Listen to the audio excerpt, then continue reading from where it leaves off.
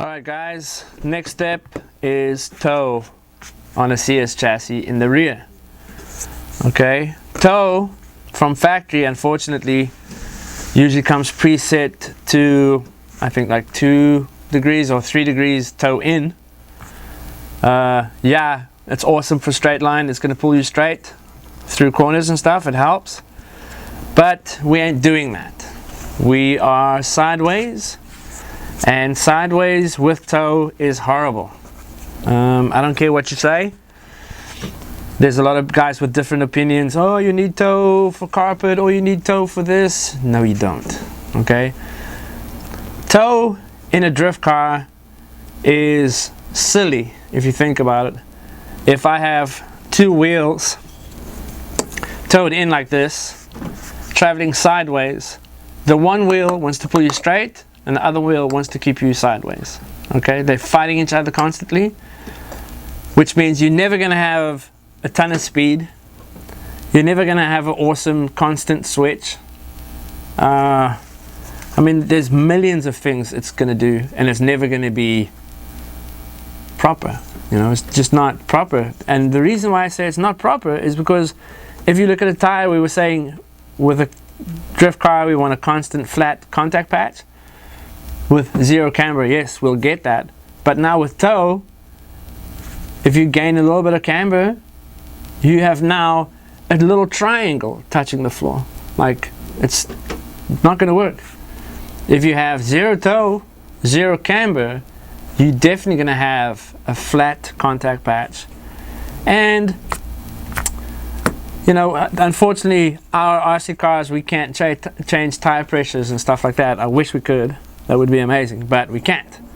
Anyway, to measure toe, once again, you get these guys, right? We bolt them on. All right, like that.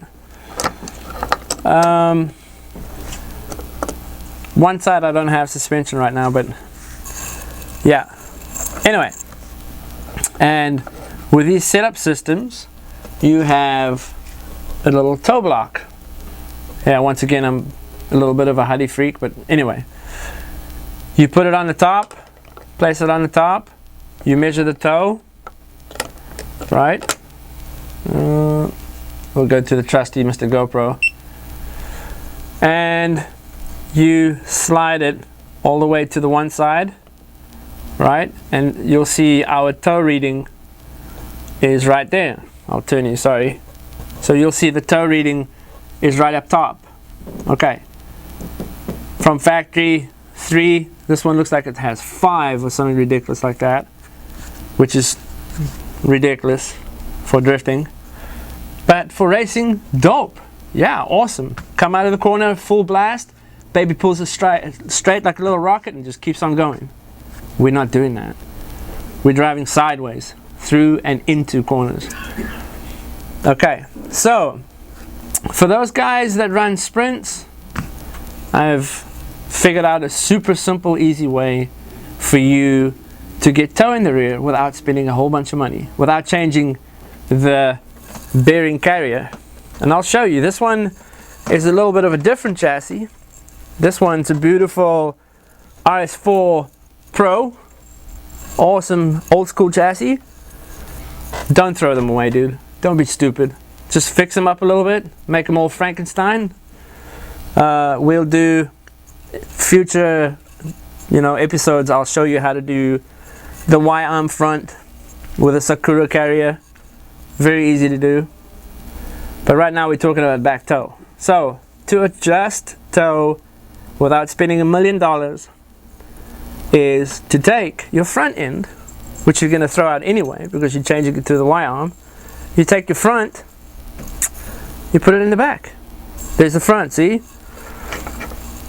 See, there's a seat carrier with a steering bearing carrier right here, low control arm, and all I've done is I'm taken off the E-clip, pulled out the little shaft, and taken that bad boy and throw it in the back. Simple as that. And you'll even see on the lower control arm, you'll see there's a little indentation that I don't know what they were going to use them for. I guess droop screws, but they never did on these chassis. And yeah, they throw them, you know, screw a ball cup on there, attach your steering to that, raise it up a little. Remember the camber gain or toe gain. In this fact, it'll have a little bit of tone gain. See, if I had suspension, you'll see if I push up on this guy, it'll change the steering or the toe just a little bit. You know, I'm just being lazy. I should have raised up this height. I wouldn't have any toe gain. But anyway, and you'll see it's on the back. Simple as that. So easy, man. Here's the camber adjustment. There's the toe adjustment. You'll see toe out, toe in. In goes towards the chassis, toe out away from the chassis. If you want your chassis mega loose, if you're a carpet driver or whatnot, well, most of you carpet guys like to run toe in for some reason. You can do whatever you want. That's adjustable by coil or tire, not by toe. But anyway, but yeah, a very simple mod. And you can do this mod on a Sprint 2. It's the same thing, dude. You take a Sprint 2 front arm, right? The C-hub, the carrier, and you put it on the back. You have toe. And see, there's the droop screw right there. Droop screw, unscrew it, put a ball cup in there, and boom, you have toe adjustment in the rear. Yeah, so that's toe on one of these guys.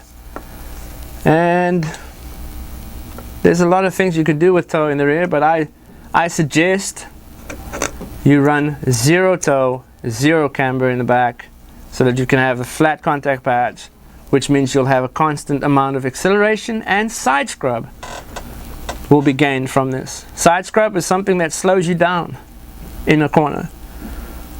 So if you get off the gas, you can slow yourself down and then get back on it and drive away from everybody that's trying to chase you. Anyway, guys, that's toe in the back.